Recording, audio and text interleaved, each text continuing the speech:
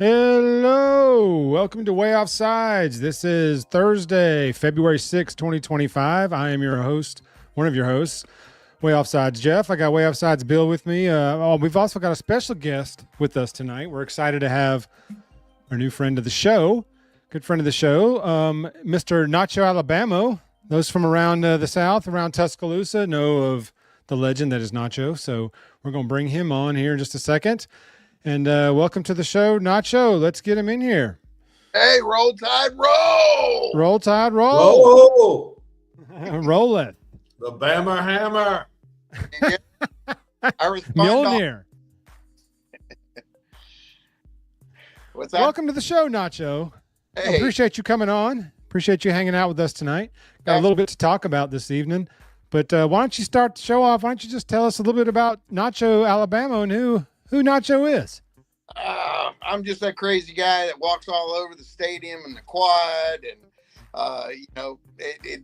I just enjoy doing what I do and meeting people, taking pictures with them. It's just just showing support for the Alabama Crimson Tide, not just football, basketball, softball, swimming, gymnastics. I do it all, man. I try to make it. If I lived closer, I would be at a whole lot more things. But I'm all over. When I get down there, man, I am all over Tuscaloosa.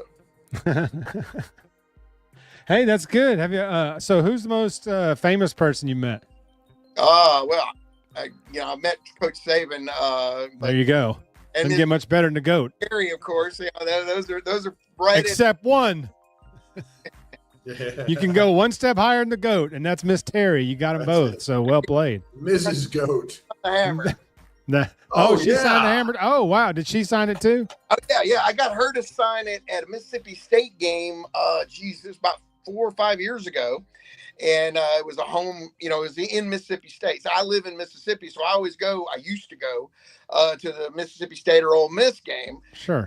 That was one of my few away games that I could make it to. But I was standing there like right next to the gate and watching the players, before the game. And I look over, Miss Terry's standing right there. And I'm like, Miss Terry. And anyway, I got her to sign the hammer.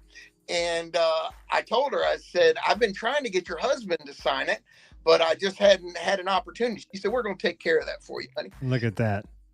But before she could do it, I went to Fan Day the last, I guess it was 2 years ago, Fan Day, and got him to sign it. And the cool thing is Paul Feinbaum used to be right here. And there was one of the first signatures I ever got on it. And I realized, Michael would be so happy. I said, Paul doesn't deserve this kind of real estate. So I covered up Paul, and I got Coach Saban to sign right on top of Paul Feinbaum, right next to Miss Terry. And it should be. Michael, I hope Michael's watching this. I'll give anything if Michael's watching this. Yes. Please, Michael, tell me you're going to see this. He is not the biggest Feinbaum supporter.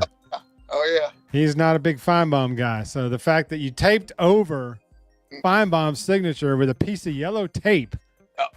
Oh, yeah. So the Nictator could sign that junk. I got Feinbaum this past year. See, this is where I get all the media guys. Yeah. Rat poison. Right. I got all the guys, from SEC Media or I got Pat McAfee. I think Pat made it on top, but no, Pat's right there. Anyway, I put all the other guys on the no rat poison side. So I got a question. Have you got our next guest, Nick Kelly, on there? I don't think I do. Nick's not a rat poison guy. He's better. Nick's a good dude. Yeah, but I got Chris Stewart on here, and originally I was going to get him to sign on the rat poison side, and he's like, "Are you serious? You gonna put me on the rat poison side?" So I said, "All right, Chris. I'll put you on the other side." Yeah. Chris,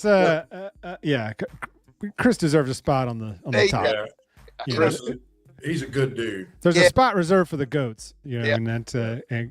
Chris doing the basketball game is awesome. Have you got Eli on there? Yeah, I got Eli. Eli's on there. He's faded away though, unfortunately. Hold on. Nice career. I did have Eli on here. Unfortunately, his signature kind of faded in. I don't know why that one went away. Some of them do, and some of them don't. I don't know. But I've kept cool. the ones that I got on here. All right, here's a question. All right, so you got there's nobody higher than the GOAT and Mrs. GOAT. What kind of cool access has Nacho had because of Nacho's commitment to the Tide? I get invited every once in a while. Somebody like last year, I was in Bryant-Denny for the Georgia game, and he sends me a ticket up to the Ivory Club. And so I'm like, oh, hey, get to go hang out with the big dogs, So I go up there, and what happens at the Ivory stays at the Ivory. Oh yeah, exactly. So excited to see me there because they've seen me for years, but I don't ever make it up there. And anyway, they were so excited. I took tons of pictures up there and had an absolute blast.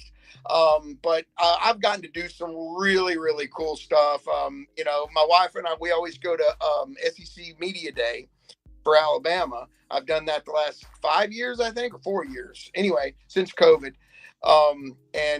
So I've gotten to go over there, and I got to, meet Coach DeBoer for a second, and Jalen and Booker and Malachi Moore. But it's just being in the right place at the right time. And a lot of times, you miss opportunities, but it's not meant to be. Sometimes you're not going to be in the right place. You can't be everywhere. I got a question. You mentioned Mrs. Nacho. How does she handle your commitment to the Alabama Crimson Tide? Well, this is key. It was pretty rough going at first, I'll admit, because dressed up like this, and I'm wanting to go to every home game, and somebody. All the married people are laughing at this. Oh, she's like, you're going out wearing what? Oh yeah. I tell you what eases the pain is that the first game that I won tickets to, because this was the SEC championship, where Tua started and Jalen finished. Oh, nice. Yeah, so I won tickets to that, and then that's not bad. Before last, I won tickets to the Rose Bowl.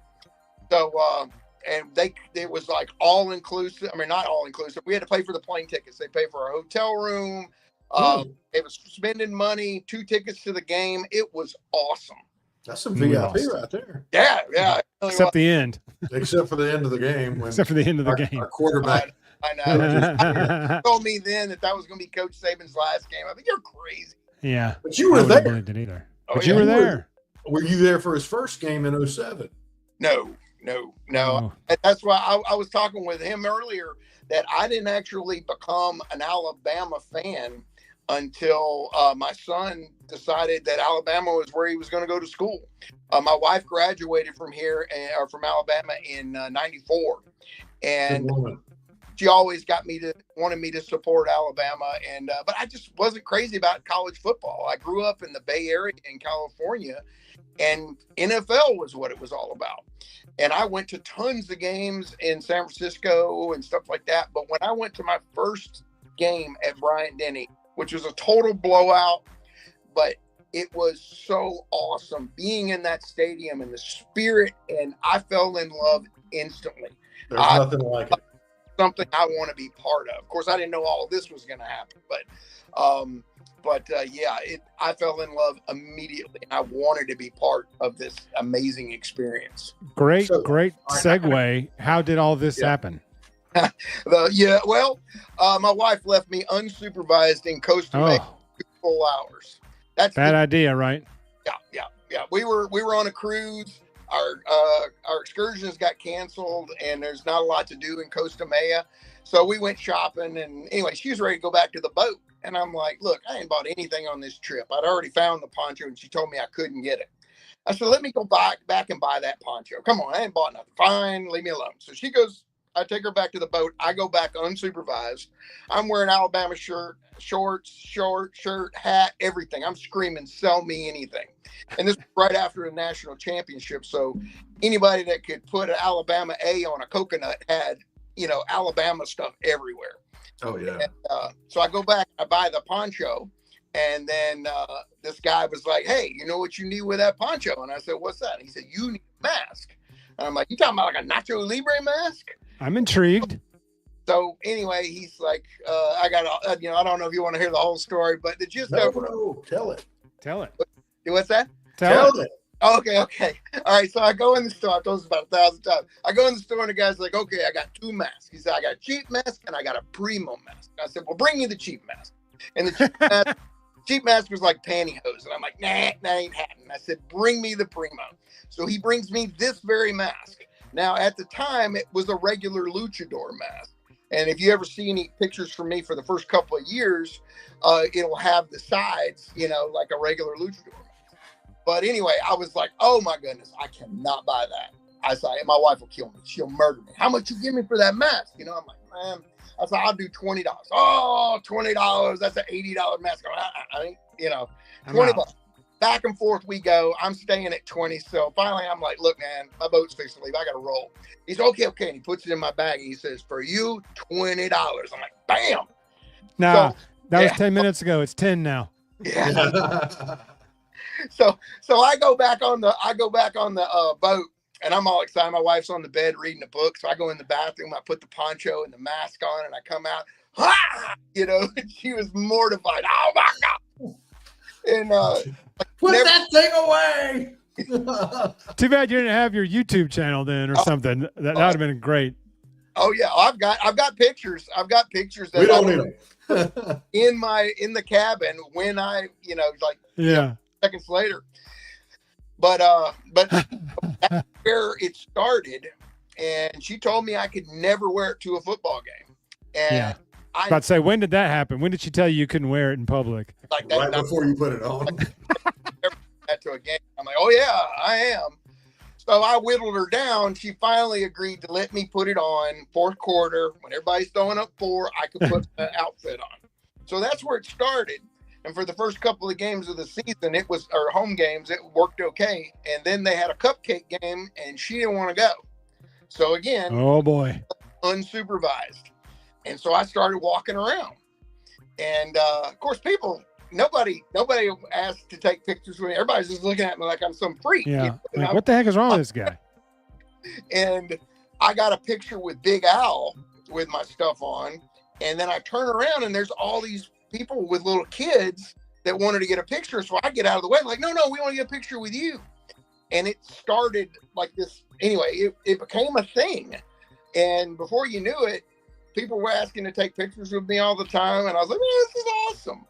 And I would get them to send me the pictures. That's and hilarious. Video with everybody that sent me pictures with them. I did a video.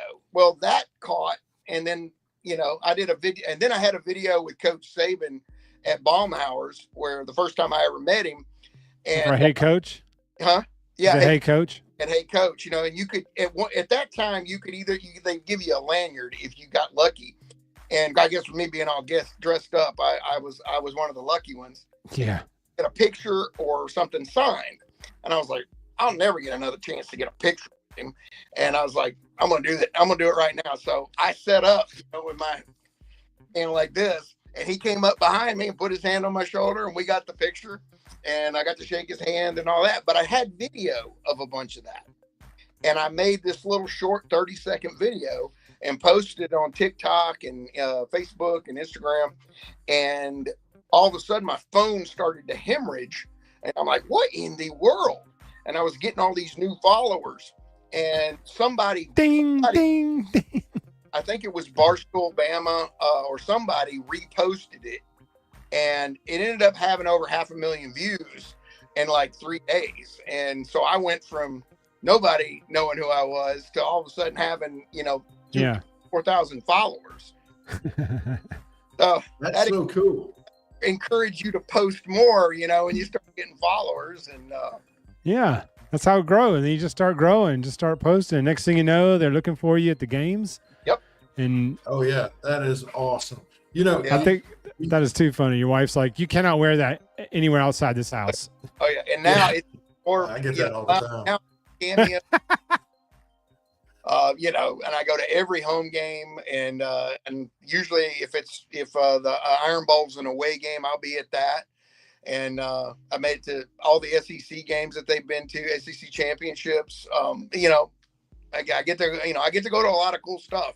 And Cameo has actually, you know, because it costs a lot of money to do that. You know, just driving to Mississippi and back costs a lot, or from Mississippi and back. And Cameo has pretty well supported my Alabama habit. So I'm pretty thrilled about that. Man, that's good to hear. Do you get a lot of cameos? A lot of cameo requests? I get a ton of them, but I mean, I've done, I think, maybe 60 or 70 cameos. That's not bad. Yeah. For just a guy buying a mask in wherever you were with it. Yeah, in a poncho. Yeah. Well, where did the chain come from? What's that? The chain. Where did the chain come from? A buddy of mine actually made the chain, because this is just like you'll see some of the recruit videos. They'll have this, or at least years ago. Yeah, I think it's a real big one. Ryan Williams has a picture. He's holding that thing up, I think, or something with his two hands. Yeah, well, a buddy of mine, either he knows somebody, and I wish I could remember his name right offhand. I hate that I can't remember it right now. But anyway, he apparently has an acrylic cutter, and you know, he made it for me. But you know, it's not the kind of thing you could sell, because you know the university come after you. But right, but I love it, and I get so many compliments, especially from the players. They all want one, man. I've had so many players like, man, you got to hook me up with one of those. I wish I could. That's about to say, holler at your boy and be like, look, man, we got some orders coming in on these, dude. We can flip these for about $179 a pop. Yeah, I got a question though. All right, historically, did you ever see, when I was growing up, there were these two old guys, they were best friends. They were tall, big old guys. They always wore a homemade Alabama tie, and they had a stick with a box of Tide, a roll of toilet paper, and a box of Tide on it. Yeah. And that was a lot of my youth with those guys. I know they've since passed on. I never saw them. I think somebody told me I saw some guys that were imitating them this past year. They had dressed up like them. But no, I never got to meet them. But I saw it in the Bear Bryant Museum. You know, they had the fan area where it was, and that's always been something. I talked to the curator of the museum, and I'm hoping that when hopefully, I was just about to say that when I'm ready, the hammer's going to go in there. When you retire, the mask and the hammer are going in that Bryant Museum. You can bet that. Darn right.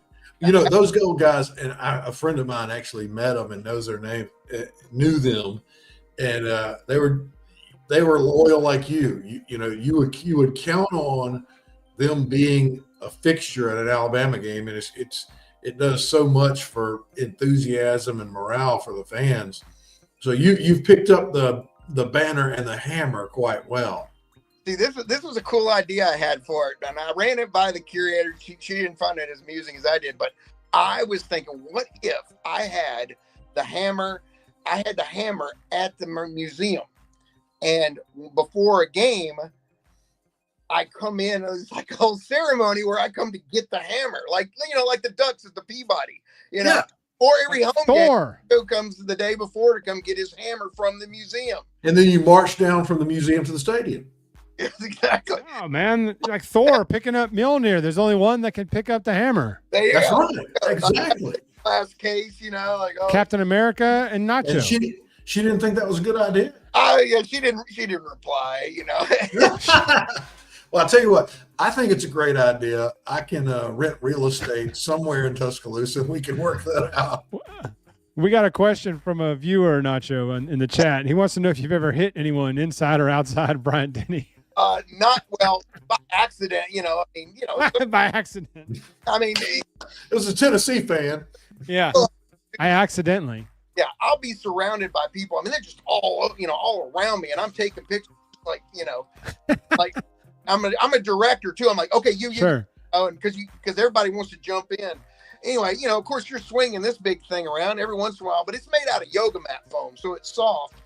And then I get people asking me to hit them with the hammer all the time, and I'll fake it, and I'll but it's really made very flimsily. I made another hammer, and I made it with so you can see this is like 1/2-inch PVC, and the first one I made was with 3/4 inch, and it was awesome. And I realized after I made it, I was like, they are never going to let me in the stadium with this because I could hurt somebody with this. You know, I mean, it was sturdy. Yeah. So I made it with this where it's very flexible and there's no wood, no metal or anything. It's all yoga mat foam and a lot of duct tape. And yeah, so it's harmless, you know, it's just heavy. Yeah. But no, I've never like gone after somebody like on purpose and hit them with it. There's an 8-year-old roaming around the state with a dented forehead. Somebody in Knoxville got one too. Oh yeah. They deserve bring the heavy one for the Tennessee game. Yeah. I've some lead in it. I have wanted to go to Death Valley and go to Tennessee, and my wife won't let me go because, you know, especially it's dangerous. LSU. I don't know. I can't guarantee my safety. I mean, I know that 95% of those not folks wearing that would love to have me and would be great and you know, invite me to eat some gumbo and all that stuff. But that 5%, that would be what I'd have to worry about. And it's just worth, you know? Especially if Alabama goes in there and kicks their ass, then you got real problems. When I was 18, I was at an LSU game and they got their butt kicked, and it was in the parking lot. That was the scariest group of women I've ever been around. They were, I cut you, and they meant it. Oh my goodness. Lord have mercy. I was at the Sean Alexander game in '96. That was the only time I've been to a Bama game there, and they got rocks thrown at us after the game. Well, I wasn't even wearing Bama gear. They told me don't wear your Bama gear in there. I didn't. I was just in regular clothes, but I mean, I got caught up in it. I was at Auburn, you know, for the last 2 Iron Bowls in Auburn, and the one, you know, the one 4 years ago, and you know, we were going to lose that game. I mean, yes. And 3 points. I couldn't. They won't let me bring this in to the Auburn Stadium, so I have an inflatable hammer that I take for away games, like when I went to the Rose Bowl and stuff like that, because I don't want to have to worry if they confiscate it or somebody pops it or whatever. I don't have to worry about it. You know, it looks just like this. Of course, it just doesn't have all the autographs and that stuff, and it's kind of goofy looking. But I was at that Auburn game. And, you know, they got the ball back with 2 minutes left and I was like, this game, I wasn't ready to, you know, call it. I'm like, this is fixing to be bad. And I was with a good buddy of mine who dresses up dresses up like Bear Bryant. And, anyway, named Buddy Rushing. And he had been to the Texas game. And I was like, all right, how bad is this going to be? Because this was the year we lost to Texas and to Tennessee. I guess it was. Anyway, yeah, we lost to Texas. And I was like, man, how bad is this going to be? So it's going to be bad.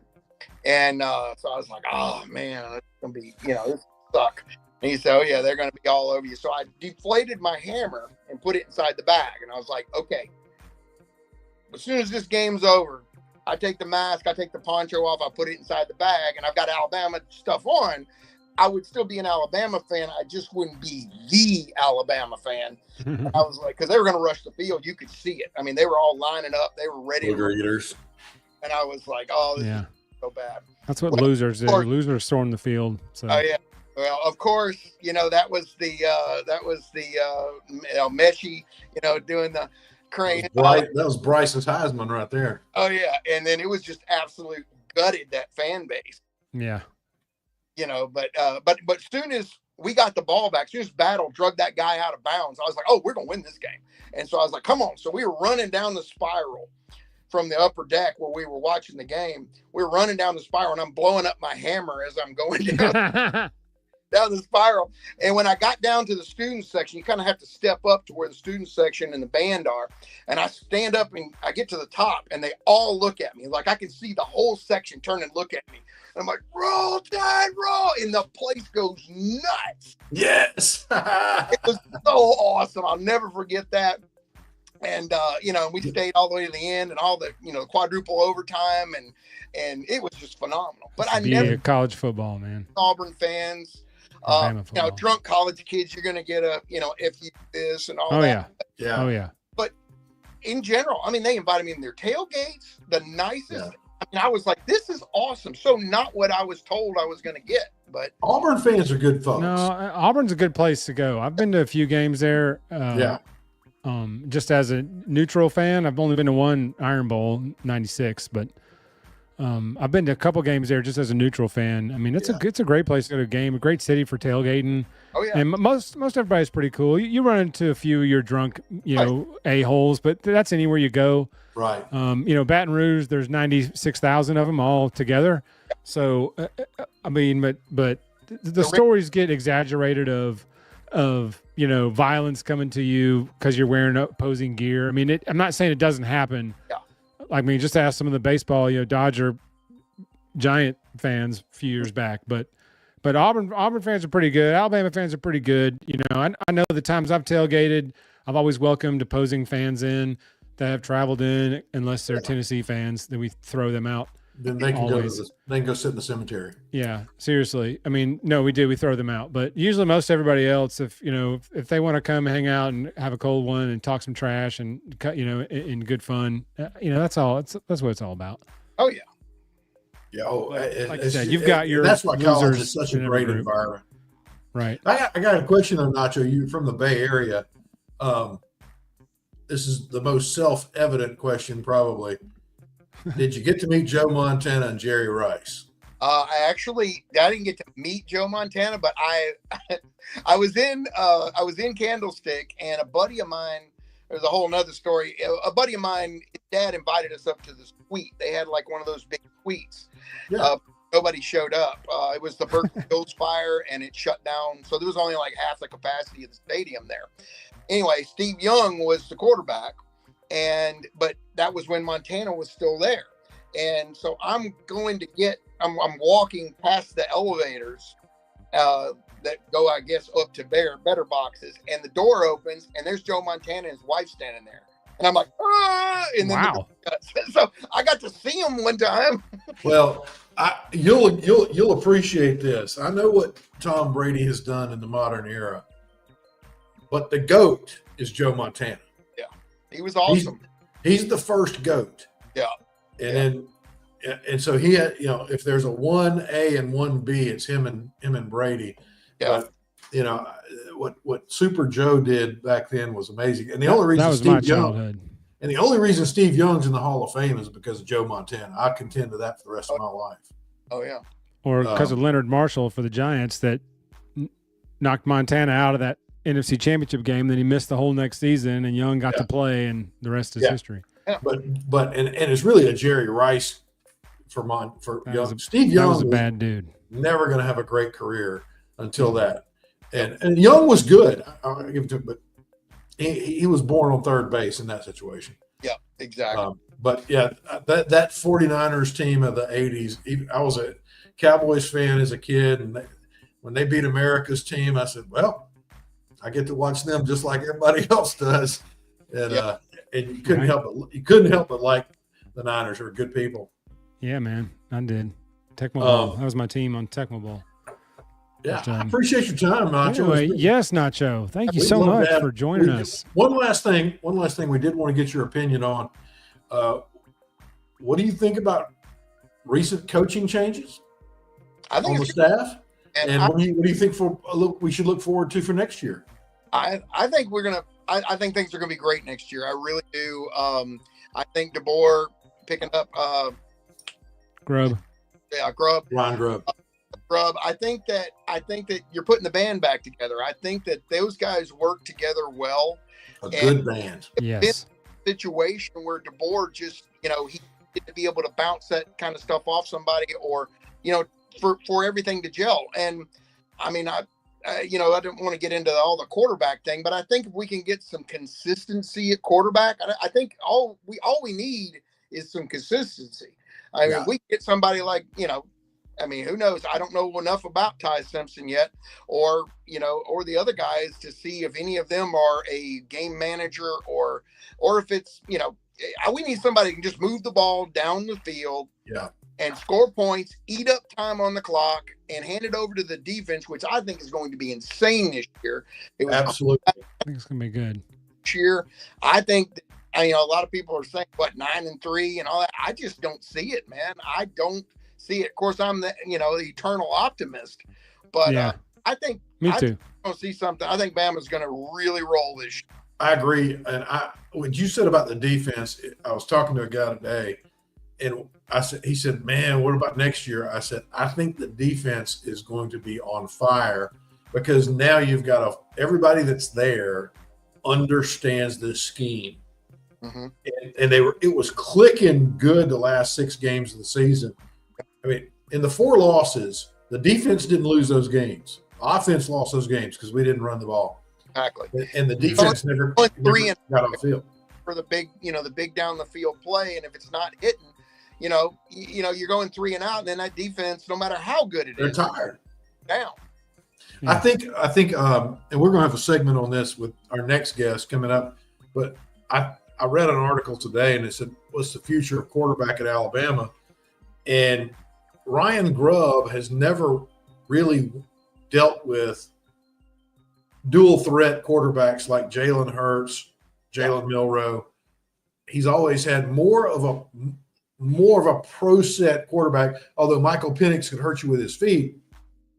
And so this writer was saying you got Keelan Russell, Austin Mack, and Ty Simpson, and all 3 of them really fit Grubb's pattern better. Yeah. So I'm excited about that. I'm never worried about running back at Alabama. We were very upset last year with the underutilization, but that's going to change. But we're going to get into the coaching staff changes really with Nick Kelly coming up in the next segment, and then quarterback stuff too. But you're hitting the same nail we were thinking on. Absolutely. Well, Nacho, thank you so much for joining us. Tell everybody where they can find you before we let you go. All right. You can just Google Nacho Alabama. I'm on Instagram, TikTok, Facebook, and I'm on Cameo. I'll be offering a little special on my cameos. I think it's 15% off. If you want me to make one for your Valentine, but hey, you can easily find me. I'm all over the place, man. Nacho Alabama. Nacho Alabama. Roll Tide, roll. I just subscribed to you on the Roll X. Tide. Roll. All right.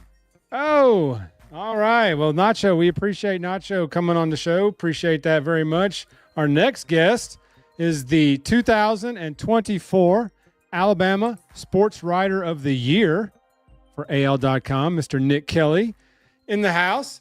Let me get him on the big screen. There we go. What's up, Nick? Our good friend. Hey, guys. How we doing? Our good friend, Nick. How you doing, buddy? Good to see you, Nick, my it's friend. so good to hear from you. Yeah, good to see you guys. Good and seeing good you, to be brother. with you again. And it's I think a lot's happened since probably the last time I was with you, but it's been quite the start of 2025, and it was quite the 2024 season. So, well, first off, congrats on You've changed your backdrop a bit. on your recognition for Sportswriter of the Year for 2024. That's a very nice honor to have. So, congratulations on that. well, thanks so much. And just been fortunate to work with some really good people that have made me better. And frankly, just quite a year in 2024 too, with Final Four, Nick Saban retires, Kalen DeBoer's hired, football season. It was just a year that I'm not going to forget for a long time, but definitely need to be honored for that. Yeah. Literally, congratulations. you were busy. You were busy from January 1st of 24 to December 31st with a lot of upheaval and change. Yeah, you think about from the time they played Michigan to start the year and the end of the year with Michigan, there was quite a bit of shuffling, quite a bit of just new coaching, success for the basketball program. Football, of course, had ups and downs. Just a wild year that I'm not going to forget for a long time. So, I'll say. So let's touch things off Hey, first. my wife Ryan wanted to make sure I Grubb. tell you she says hi. I say hello back. So, So let's talk about Ryan Grubb. That's the hot topic. First question I have for you. I'm sure you've talked about this ad nauseum on several shows. I've heard you on a few shows this week. But we were way wrong because the fact that it took 3 weeks for anything to happen, we were all saying this is not going to happen. He's obviously trying to find something else. And then next thing you know, it happened. So how did that all line up that from where you're sitting? yeah, I think Ryan Grubb was probably evaluating his options. It wasn't a case of, okay, he gets fired that one Monday in Seattle. And I think a lot of people were like, oh, Why is not by the end of the week? Why is he not in Alabama, or why does he not have a new job? Things just don't quite move that fast. And also, I mean, I think it just says, as someone for him that, I mean, he's a talented offensive coach. He's going to have other options. He's going to have things to look at. And I think that was part of it, and making sure that it works on the Alabama end. And of course, there was not a coordinator opening for him to go there. So it was going to take Kalen DeBoer really wanting him to come in. And obviously he did, and it's worked out, and it's all come together. But yeah, these things take time. I mean, he's got to think through his decisions. Alabama's got to think through things on their end, and it happened when it was meant to happen. And so I think, of course, folks are impatient. It felt maybe like months, not weeks, but it just took a few weeks for it to get hammered out. Alabama impatient? Our fan base impatient? Believe it or not. Believe it or not. Oh my goodness. Yeah. There's no documentation that anywhere. I'm going to need you to got a prove question that. though. Go ahead, Bill. Yeah. So I want to ask you about the staff situation. So by my count, we've got 2 coordinators and then 5 position coaches on each side. Was there a rule change to allow 12 assistant coaches that I might have missed somewhere? Yes. So there's no longer a limit on number of coaches. Now, I believe that not all are able to go recruit on the road, but in terms of on-field coaching, yeah, you can have as many as you want to hire. I mean, you could hire 30 if you want. I mean, they're not going to do that, but from a financial perspective, but yeah, you can have a lot of people coaching now, which is why you're able to do something like that. Okay. So does that mean the coordinators, will they be, so in the past we've seen offensive coordinator / QB coach, defensive coordinator / something else. Are we going to see that slash? Or are they going to operate as department directors, and the CEO is Kalen DeBoer? Yeah, I think it's going to be the latter. I think that, I mean, you've already seen it with Kane Womack officially, where he's not the linebackers coach. I mean, he just kind of floats and oversees all position groups. And that really was the case this past season. Chuck Morrell wasn't officially named the linebackers coach, but he was. I mean, he was out there coaching the inside linebackers. Yeah. And so, yeah, that allows Kane to float. He can coach each position. He can oversee the defense. And from what it seems like, we'll probably see the same with Ryan Grubb. I mean, he's going to be the play caller, but I don't know that he's going to be coaching a position exactly, which is why it could work to keep a Nick Sheridan and keep the trickle-down effect from that. So I think that we might just see offensive coordinator, defensive coordinator. Okay. That sounds cool. That makes sense. Continuity is key, though. And like you said, getting the band back together.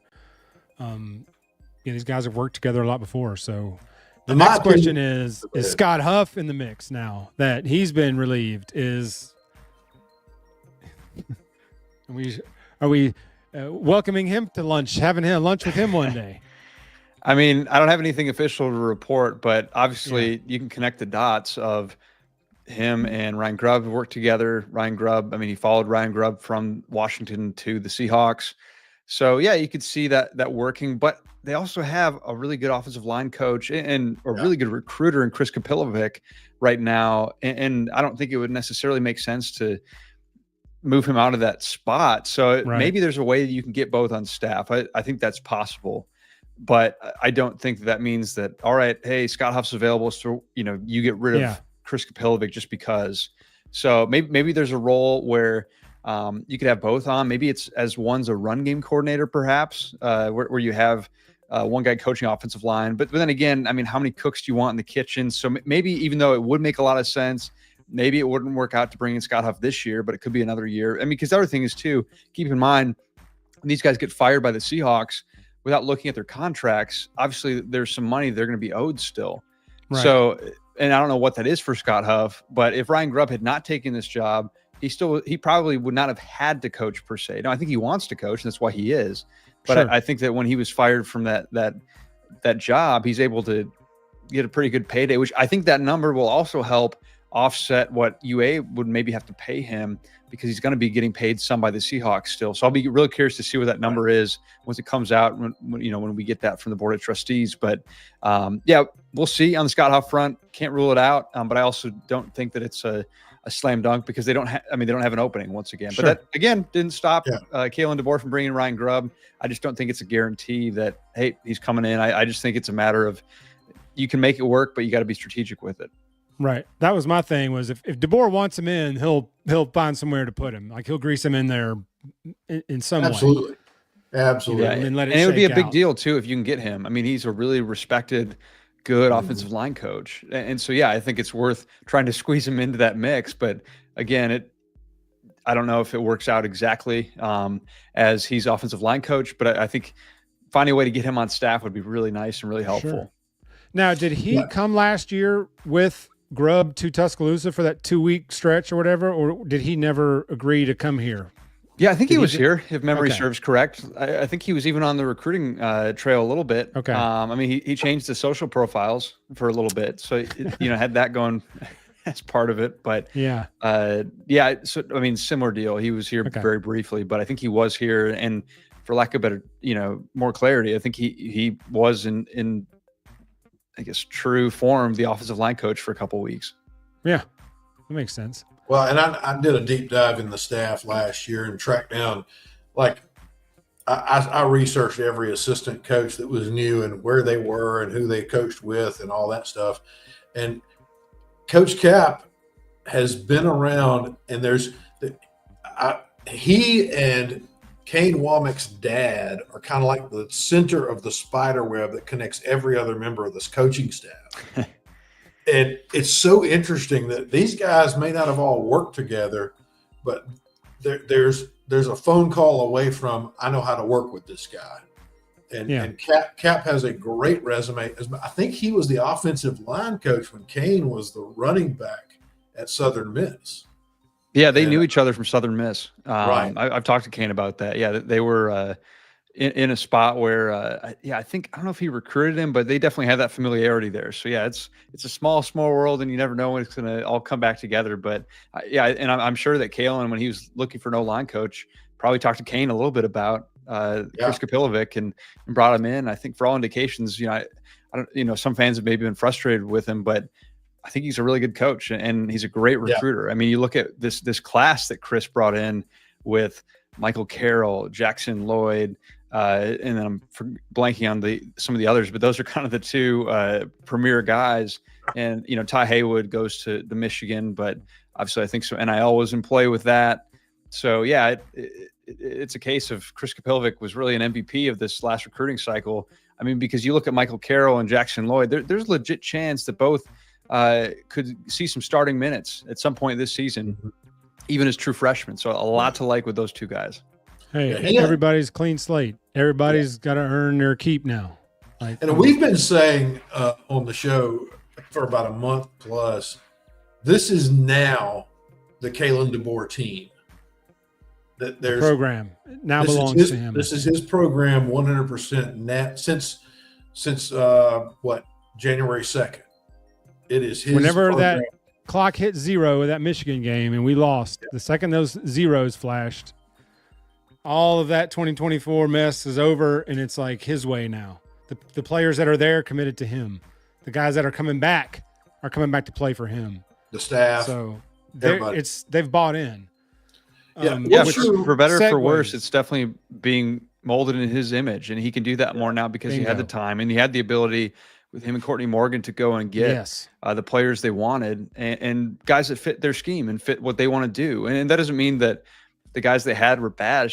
It's kind of that transition or bridge year, and they had to go through that. I mean, they had to keep as much of that talent as they could because when they took over, there was no new portal window. I mean, you had one in the spring, but a lot of the talent was picked over. So you really kind of had to make do with the talent and skills that you had because you weren't necessarily going to get better players than that. So I think a lot of last year was tailoring your scheme to that. And especially, of course, you can talk about Jalen Milroe and him not being the conventional quarterback for a Kalen DeBoer system, and which it makes sense. And I think that's why they had to tailor the offense to be a little different than we might see. And that's where, frankly, I was going to be really curious to see a second year under Nick Sheridan because, me too. I think some frustrations and some moments that the entire offensive staff, I think, would tell you we're not good and not desirable. But I was going to be curious to see what a second year with him working with a quarterback who might be a bit more fit for DeBoer's scheme, what that would do. So we won't get that maybe this year, maybe down the road. We'll see that, or we'll see it somewhere else. But I was interested and eager to see what Sheridan could do in a second year. But Ryan Grubb's going to be the guy calling the plays. But maybe Sheridan will work with the quarterbacks again too. Yeah. Yeah. Nick, I read an article today. I forget somebody. It wasn't a source as good as you, but it was somebody saying that the future of quarterback at the University of Alabama with Ryan Grubb, with Ty Simpson and Austin Mack and Keelan Russell, that those three guys really fit his stereotype quarterback better, more pro style, less dual threat. And what are your thoughts on that? Yeah, 100%. I think they are better suited for the offense that Alabama wants to run with Kalen DeBoer and Ryan Grubb. And I mean, look at Austin Mack. He's a guy who Grubb recruited. He was the primary recruiter for Austin Mack at Washington. So, of course, he fits. And then Keelan Russell, that was a guy that Sheridan was the primary recruiter for. Kalen DeBoer is obviously very involved with that. So he's going to fit what they want to do. And then, yeah, Ty Simpson is the lone Nick Saban holdover still on the roster. But I think you can see how he could fit that as well. And now, actually, I mean, Ty, he's a little sneaky with his legs. Not going to lie. I mean, he can make some plays. I don't think he actually has a passing touchdown yet in college. I think he only has rushing, which is kind of wild to think about. But that's partly because he's really only worked mainly in cleanup time. Yeah, it's kind of wild to think about. But no, he can actually make some plays with his legs. By no means is he Jalen Milroe with his legs, but Ty can make some plays. Michael Penix wasn't, and I was saying earlier with our first guest, Penix had sneaky good legs, but he wasn't Jalen Milroe, Jalen Hurts legs. And I've made this comment before that if you look at Ty Simpson, he kind of looks like Jake Coker, but he's not. He's 100 pounds lighter, and he's quicker. He's more shifty, but he does have that Jake Coker pocket presence with some quick twitch in there. So I think we're looking forward to a quite interesting change. No doubt. Yeah. And frankly, the battle is going to be interesting to watch. I mean, whether we see them name someone coming out of the spring, I don't know. But yeah, I'm really intrigued to see kind of how that battle goes. And of course, Ty's in a good spot in that, but he's got to earn it too. So we'll see how it plays out. Yes, and I think that's key. Is that they all have to earn it now. Nothing is, Ty's QB1 because he's been here 3 years. Like I'm hoping there's none of that. Like when spring ball starts, every man got to earn his keep. No doubt. No, I don't think it's going to be a case of, hey, you've been here the longest, you get the prize, so to speak. There's too much at stake to do something like that. And I mean, but at the same time, I think he's going to get probably first crack at winning the job. I mean, he's definitely in pole position for it, but he's got to go win it. And I think a lot of folks believe he can, and he certainly probably is able to, but he's got to go win it. He's got to go do it himself. Yeah. I got one question left on football, and then I do want to switch to basketball. Well, we got some questions from the listeners too, Bill, before you take the show over and drive it away. All right, so we got a question here. Somebody wants our friend Parker wants to know our opinion on the statement from Rock Montgomery about the mindset changes around the locker room, around the program now here in this year too. Yeah, I think you got to clean up those things if they were a problem before. To what extent, I don't know. But yeah, if you aren't being crisp with showing up to meetings on time, if you're not doing the right things, like it's the little things, right? I mean, it's a cliche, but it's right. And so if you're not doing that kind of thing, you got to make sure you are. And I don't know that it was some widespread problem, but in year two, they got to clean some of that stuff up.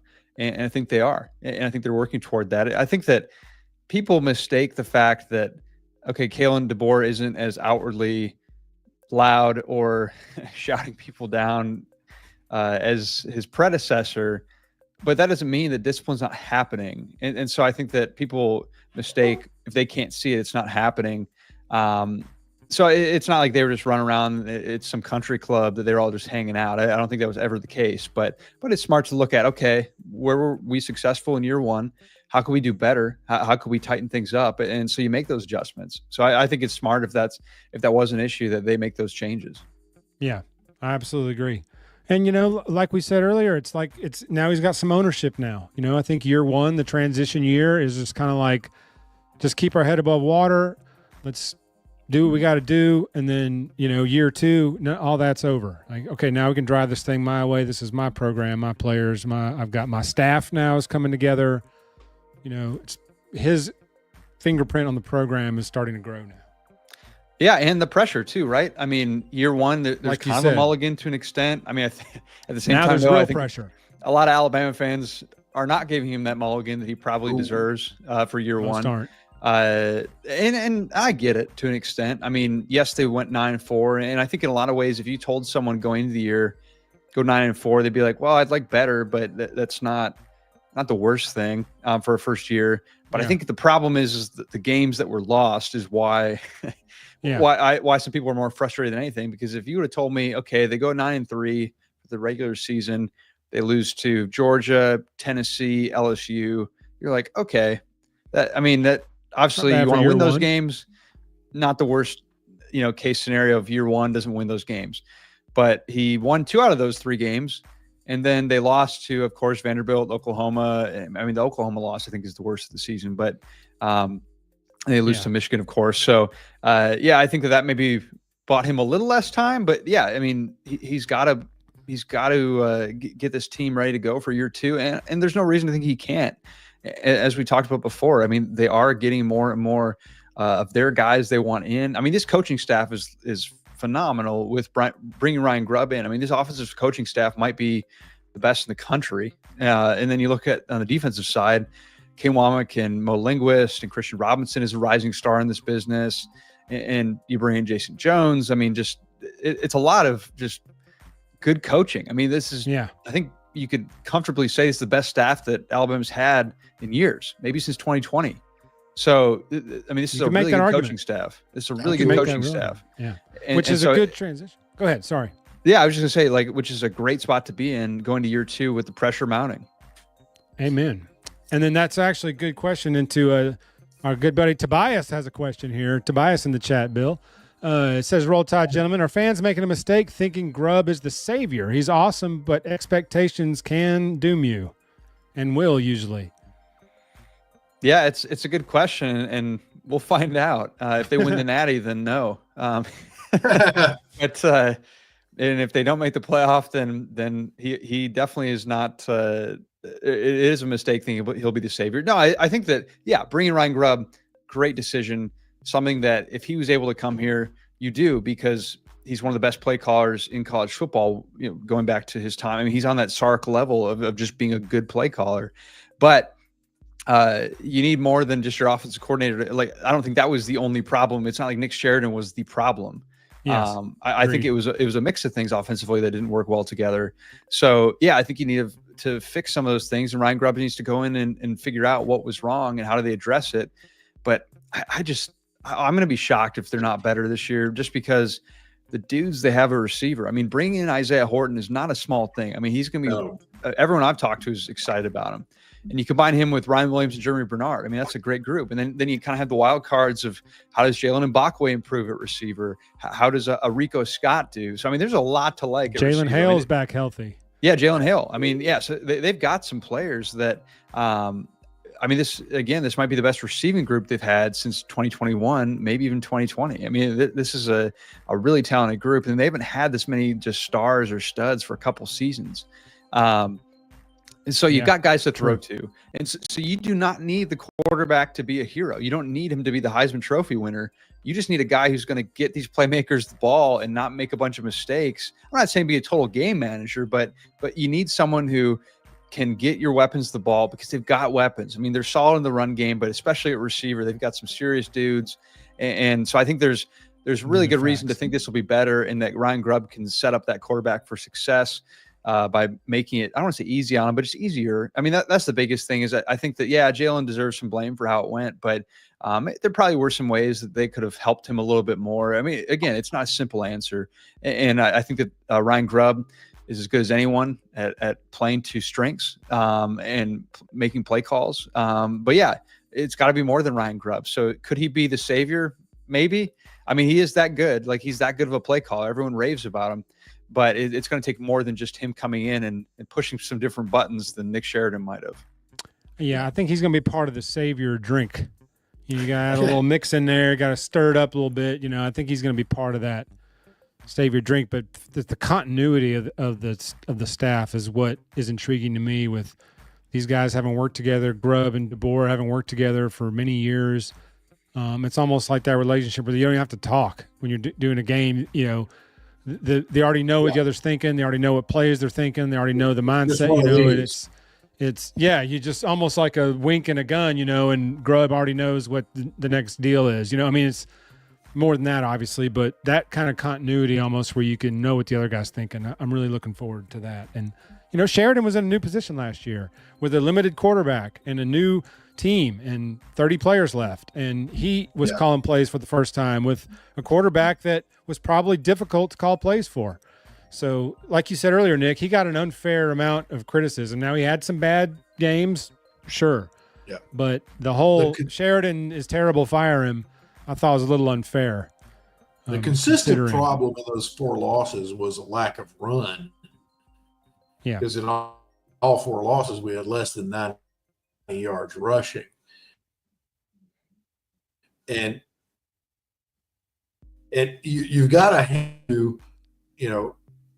there were limitations more than at one position that caused that to be effective to defend against Alabama last year. I think, I said this earlier, I've never doubted the depth of Alabama running back room, and I never will, because that's just something that's consistent.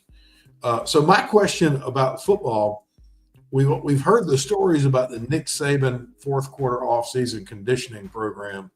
What are you hearing about the Kalen DeBoer offseason conditioning program? I think they kept the fourth quarter program in place, even by name. Yeah, I think pretty similar. They're still getting their work in. They're still. I don't think it's drastically changing. I at least don't know of something drastically different. Doesn't mean there's not tweaks, but from what I understand, it's pretty similar. Even I think they call it the fourth quarter program still. Because Dave Ballew's still there, and so you still got the same guy essentially running all that. So there's not necessarily a need to change that unless you feel the need to make changes just because you're evolving. But I don't think it's. Yeah, there's not a whole new strength staff. So I think it makes sense to keep it similar. Yeah, I heard. You've probably heard the stories of the Bryant off-season program. As brutal as it was, they said Kenny Stabler's first day he's walking into Coleman Coliseum, and they said he said something about how bad it's going to be for him, and he said, "You know who you just stepped over walking in?" He said, "No." He said, "That was Joe Namath puking on the steps." Now it's your turn. Sounds like the first Nate Oates practice. Yeah, and Saban's fourth quarter program has that notoriety. So mentioning Nate Oates, good segue. We're really excited about the what we're seeing in basketball, and this is the 30,000-foot view I'm going to ask you about. Last year was the dream season for us Alabama fans. What are you seeing at your seat, comparing it to the intensity and the fire and the drive this year to last year? It's better this year, I think, and part of that is just because they didn't look great last February. I think if I think back to month, but at least in the final stretch of the regular season, this was not looking like a Final Four team. Much less, I told someone that today. I was thinking they'd be done the first weekend. I really did, because it just had the makings of they've got potential, they got talent, but they just haven't been realized. And things are getting in the way, and they're having issues here and there. And defense, he's asking for it. They're not getting it. So really, the team last year had a Final Four finish, but I would almost say that wasn't a quote unquote Final Four team during the year. That was 12 games. Yeah, no, it really is just amazing how they kind of rallied toward the end. But this team that we're seeing this year, I think, is a Final Four team. Doesn't mean they'll make the Final Four. Doesn't mean they'll go that far, because things got a little matchups are an issue at times. In the NCAA tournament, you can just have a bad game. Free throws. So, everyone knows, like that doesn't mean you'll make it. But dude, that Grand Canyon game last year got scary. Yeah, no, that's the thing. Like, I think at a certain point, this team is better than last year's team, but it doesn't mean that this team will go to the Final Four. So it's kind of fluky the way that works. But no, I mean, this team's got just a lot of ways it can beat you, and it can play with teams in different ways. And of course, they're at their best when Mark Sears is at his best. So it would, help if he's at that high level. But at the same time, he doesn't have to be. I mean, even when he's not, Aiden Holloway's gotten hot. LeBaron Philon hasn't played as well of late, but he showed early in the year at times that he can be really, really good. And I think, he's dealt with some injuries a little bit himself, but yeah, they've got great guard play. Chris Youngblood is looking healthy. Man. I mean, he's emerged and he's been phenomenal from beyond the arc. Beast. Yeah, he's incredible. And so, the backcourt that Alabama has is really good, and that tends to carry you and help you in March. And I think it probably will again, as long as they keep doing this. And Mark Sears gets to a consistent level as well. In the front court, you got Cliff Amore, you've got Jaron Stevenson, you've got all these guys. Grant Nelson. I could go on and on. Like, they just have so many different guys and so many ways to beat you. And doesn't mean they always will. They'll probably lose another game or two at least going down the stretch. But this league's too tough, man. No, it's insanely good. And of course, Tennessee. The Big Ten.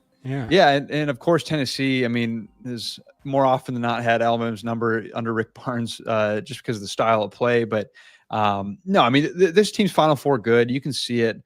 Doesn't mean they'll make it that far. Doesn't mean they won't drop a game occasionally, but the talent's there, and it's been really fun. And of course, I can't believe I forgot to mention probably my favorite player to watch on this team is Mo Diabate. Big Mo. He's so much fun to watch. If you just love gritty, just basketball or gritty sports, really. And he's done some really good things for them. So, yeah, they've got some dudes. They've got some hard hat guys. And so they're in a great spot. And I think that this sky's the limit for this team. Doesn't mean they'll reach it. That's where you got to play well. The talent's all there. We're 10 deep. We can roll 10. We can roll 2 lineups of 5 and play with anybody. That was my next thought. Huge. Was this bench is deep, and that's a rarity in NCAA basketball to have such a deep bench. No, they could start.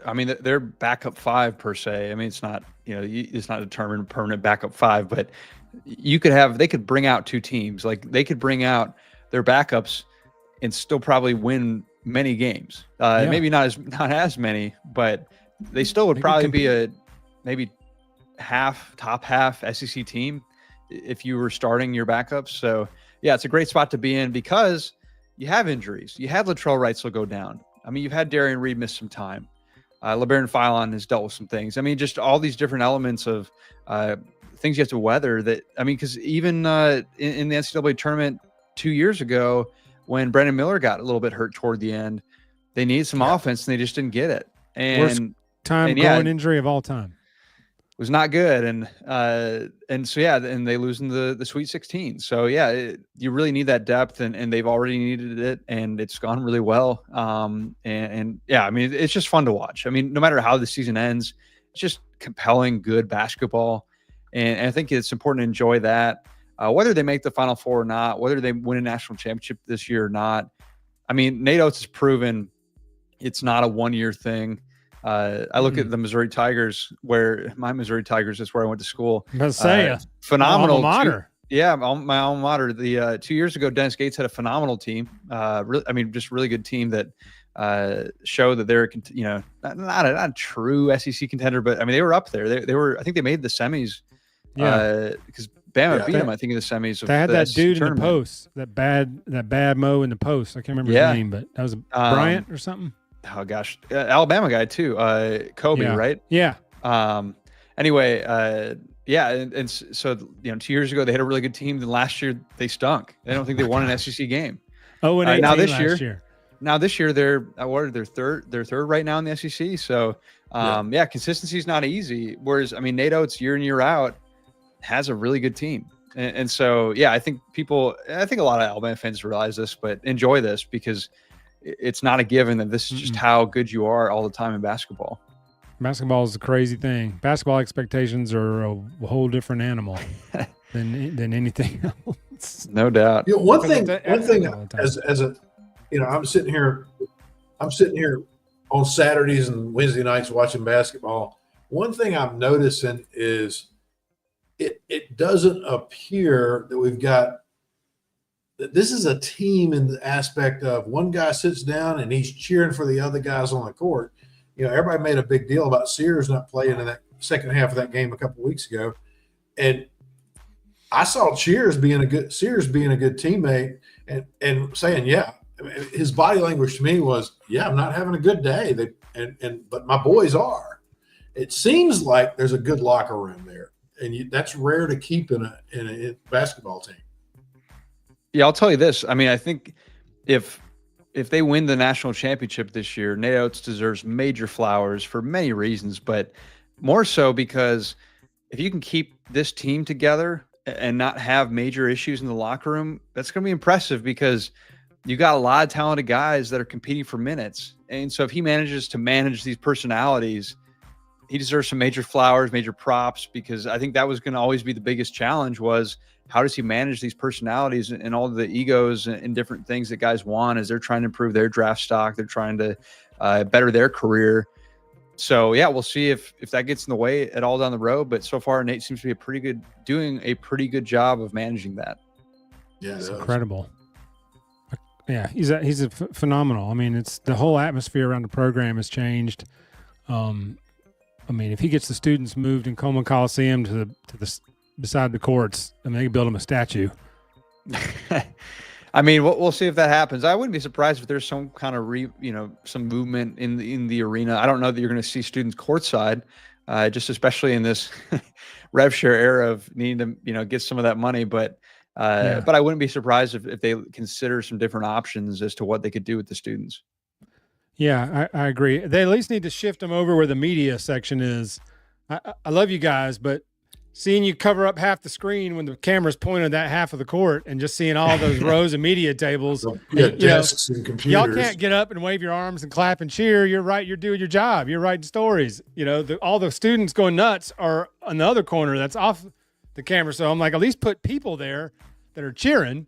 Not that we don't love our media guys, but we can do like Duke and put you guys like in harnesses in the rafters. You're about to say, right? No, it is kind of honestly surprising to me that like we're on camera. I mean, not that I necessarily am, but like that you have even the first few rows on camera, because it does look kind of different. But I sit where they tell me to. So that whole arena is just a different animal.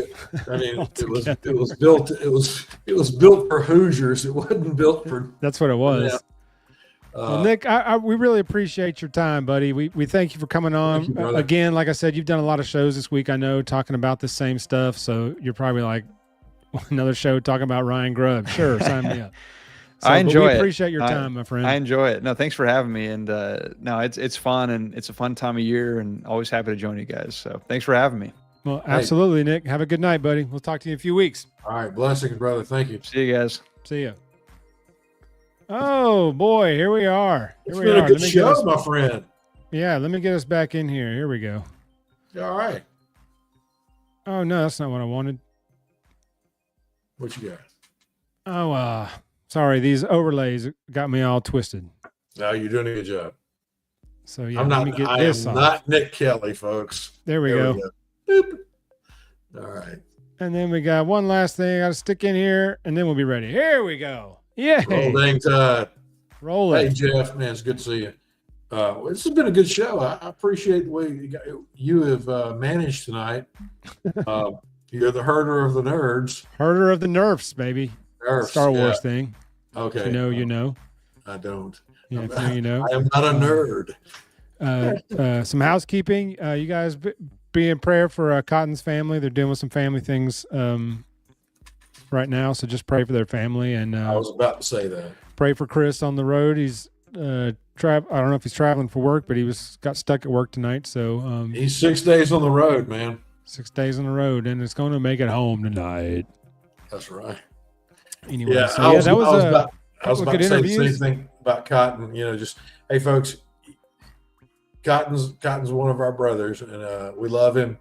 And just going through some rough times.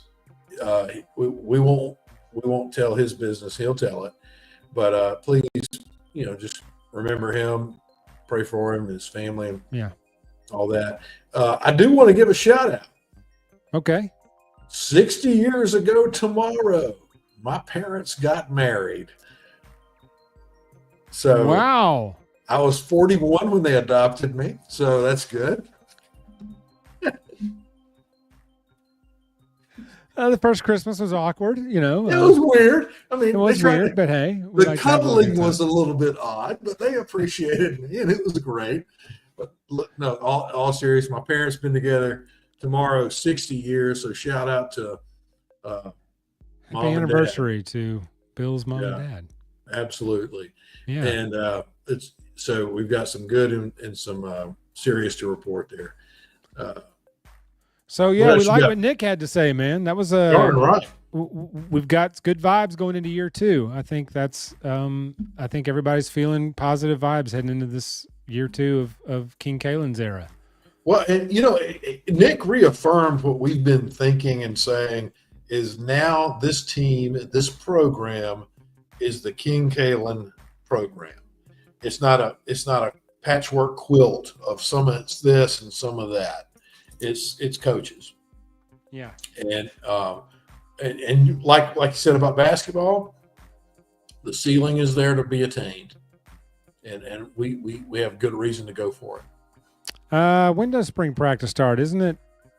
Saban used to break spring break up, and then he'd do like a week of spring ball and then spring break, and then come back and do another week and then a day.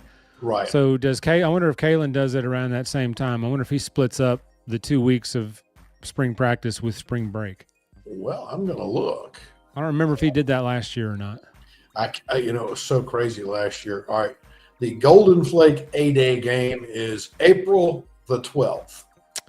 Speaking of A-Day, this is a good segue to this topic here. And chat, I want to share your opinion if you guys feel so inclined to give it.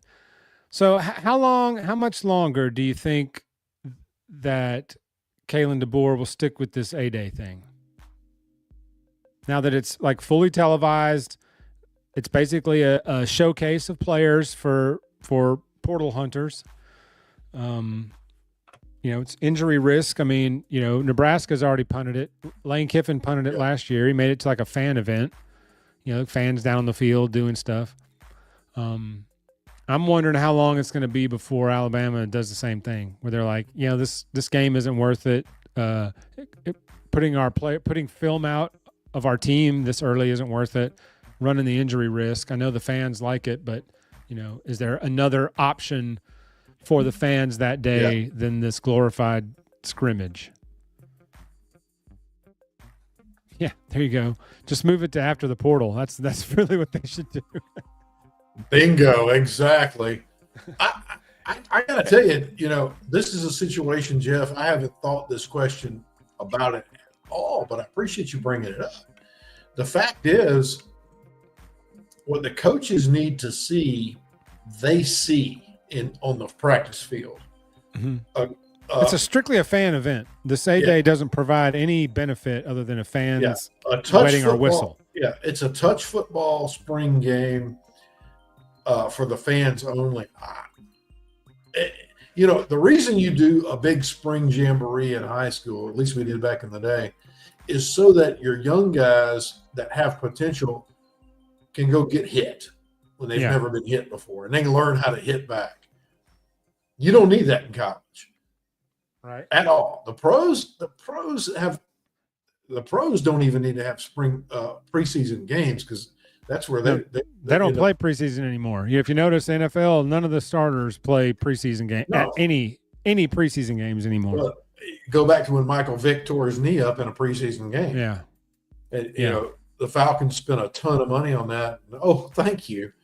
No, I gotta say I'm at the point where I think the preseason game ought to be done as a fan day, a skills contest, or something like that, like the way the Pro Bowl is. Pro Bowl almost. Yeah. Yeah, I would like to see that. I'd like not to risk anything. No, absolutely. It doesn't really provide much other than the fans to just give them some football in March. And, if there's a new quarterback, everybody wants to see it, the quarterbacks, how they look, whatever, which they're not going to do anything crazy in the spring game. They're not going to put any of the, dynamic plays in. It's just going to be very vanilla. It's really just for us, the fans, to be able to turn on an Alabama game in the second week. It's going to be 3 basic run plays and 3 basic pass plays. Yeah. That's it. And, 2 untouched sacks and the coach standing behind the quarterback the whole time. Like Saban be out there in his gray suit. Pink blazer. Yeah. It's I've been to a few of the scrimmages in the summer. And that is actually, you get to see some things in the Saban era, in those that scrimmage before the season starts. You get to see some things. Okay, this guy's got, I didn't know he had this kind of wheels. I didn't know he had this kind of arm. I didn't know he had this breakaway speed. But again, the coaches see it 6 days a week on the practice field. They don't need this. It is a fan event. And as a fan, I don't need it. I need the best 12 games you can give me. Yeah, I'm with you there. It was cool when I was younger. I went to a couple of A-Day games. They were neat at the time, but as I've gotten older and kind of stepped back, like they're just getting more generic each year. And now that they're fully televised, and you're putting film out there, they're not going to run any dynamic plays or anything like that. You're going to run very vanilla plays just because you don't want to put film out there this early. So you're saying you went to the running of the Gumps? No, I didn't do that. No, I went, but this is pre-Saban. I didn't go to any A-Day games since Saban was there. I'd already retired from that. It's a smart move. And, it's not just that we don't need it now. The game as a whole is so much more like the pro game. Like I said a second ago, we don't need preseason games in the NFL. The only reason they do it is tickets. TV revenue and tickets. TV and tickets. Because by then, everybody wants football so bad, they'll watch preseason game or at least part of one. Because we've been bored to death with basketball. That's what the NFL needs, is that click. That's why the Chiefs are in the Super Bowl every year, because they need the Swifties to come hit that watch button. Yeah. So, all right, we were talking about things that, we always say, well, that wasn't on my bingo card this year. I got something on my bingo card for this year. Taylor breaks up with Kelsey. I called it. Now, there's some things that he's going to propose after they win the Super Bowl Sunday. Well, what if they lose the Super Bowl? Then she'll dump his ass. She's like, I don't date losers, pal. I don't date losers. She walks off the field with Jalen, with her arm around Jalen Hurts. He's already married, but she's going to go grab him. Not anymore. Yeah. How would you like to be married to a billionaire? She's the Swifties. They call the shots, man. That's right. I like the story of the Chiefs. I grew up when the Chiefs and the Packers in my era were Hank Stram. Yeah, they were the whipping post of the NFC and the AFC the longest time of my life. So now it's good to see that the Packers have been through their series of good. The Patriots have been through their series, and the Chiefs have been through theirs. I was really hoping for Buffalo, and Buffalo could have won that game. But it's so hard to beat the referees and the Chiefs. I really was wanting Buffalo and somebody in that game, because I watched Buffalo lose 4 straight. And that's just sad. Yeah, the Bills fans deserve that. I've been to a game it was Rich Stadium at the time. It's Highmark Stadium now. I think they're building a new stadium. But I've been to a game there. That place is nuts. That's the closest thing to a college game you'd get in the NFL, I think. They're in Green Bay. That's the man. Those Bills Mafia is like no other. I mean, those guys are nuts, and it's awesome. Yeah, both Buffalo and Green Bay are small markets, so they're people. They love their team like small market college. I mean, most college towns. That's all there is in Buffalo is the Bills. I mean, University of Buffalo has a little bit of a following up there, I think, but the Bills are it. Yeah. Like, that's what stirs the drink. Yeah, if the Buffalo Bills played on Saturday, the University of Buffalo would have to take up hockey. Man, and I wasn't even a Bills fan, but I was rooting for them every one of those Super Bowls in the 90s that they were getting smoked in, except the first one. Yeah, Dallas smoked them 2 straight. Twice. And then those Giants games were close. Well, they lost that one Giants game, and the Washington team. It was Redskins. Beat them pretty bad, and then Dallas crushed them twice. I forgot about the Redskins. Yeah, the Dallas games weren't even close. Oh, gosh, they were just slaughters. That was – here I'll give you my theory on Jerry Jones and the Cowboys. Those Super Bowls that he got back then, when he got his 3 Super Bowls, Jerry Jones realized, now I can make money selling tickets and merchandise. I got 3 rings. I can hire Jason Garrett, and I still sell tickets and merchandise. This man just hired Brian Schottenheimer as the head coach of the Dallas freaking Cowboys. Yeah. Yeah. What? Yep. What? Because Pete Carroll was out there? No. Jim Harbaugh was available last year? No. Nick Saban was available? What? Brian Schottenheimer?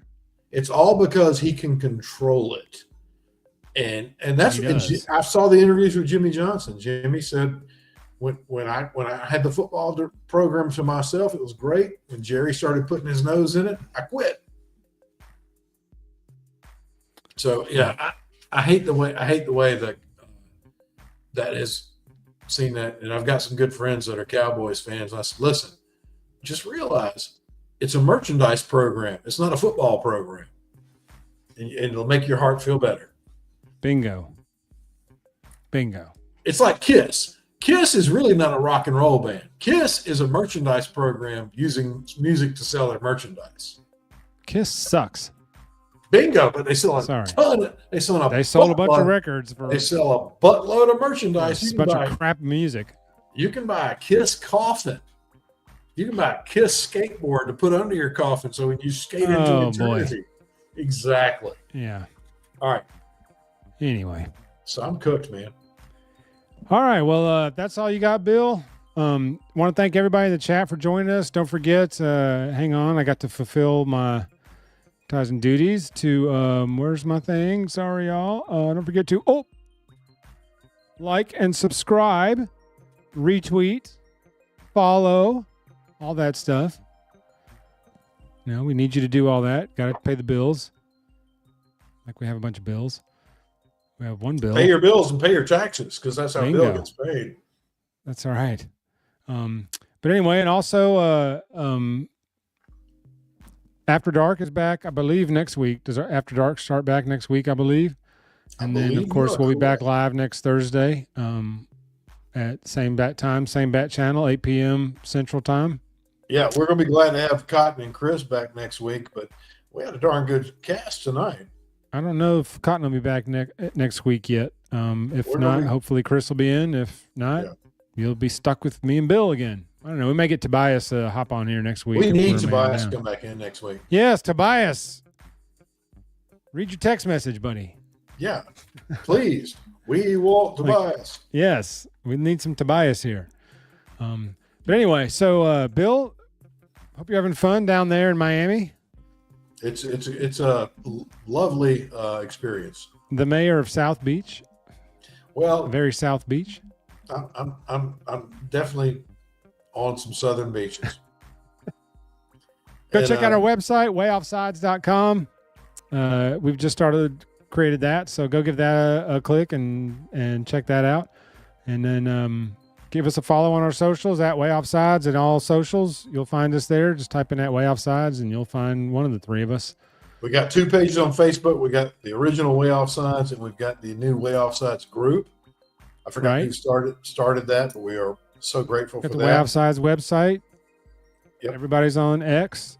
Waaaay Offsides on Facebook. Don't really do much on Instagram with it. So, but anyway, we thank everyone for joining us in the chat. Thank you for your comments. We saw Jay Bake tonight. We saw 5 Adam was in the house. Parker, my partner on Couchcasters, was in for a bit. We saw Tobias. I think Cotton got in the chat a little bit. Sure. Who else do we have? Whitwill Sports was in. Mitty. Jay Walker was in. K-Spray joined us. We got some loyals, and we love you. Thank you so much. Tim Richardson was in as well. So just remember.